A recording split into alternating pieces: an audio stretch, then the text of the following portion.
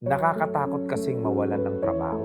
Bakit ako susugal sa pagninegosyo? Nakakatakot talaga kung wala kang option, nang wala kang gagawin. Kung mag-stuck ka dyan, mas nakakatakot kasi na dumating sa point na magre-retired ka, magninegosyo ka rin. What if magnegosyo ka na habang bata ka, at least mag-field ka man, malakas ka pa, makakabangon ka pa. Unlike magninegosyo ka rin, pag retired mo, yung retirement fee mo, ipapasok mo sa negosyo, 99% yan, boss, magpipild ka. Bakit? Sa negosyo, kailangan mo ng experience. Wala akong kilala nagnegosyo na isang tayo pa lang pumutok agad o nagka-resulta. Kung meron man, maliit na percentage siguro sa buong mundo. Ang number one dyan, dapat kaalaman, learnings, and experience pag pumutok ka. Kaya kung nandiyan ka pa, stuck ka pa sa magiging empleyado, pwede ka naman mag-empleyado muna, then mag-side hustle ka ng negosyo. At ang malupit dyan, ay habang nag-empleyado ka, kumikita ka sa side hustle mong negosyo, kung yung side hustle mo lumaki versus doon sa kinikita mo bilang empleyado, that's the sign, mag-resign ka, mag-full time ka na sa negosyo. Yun ang tama.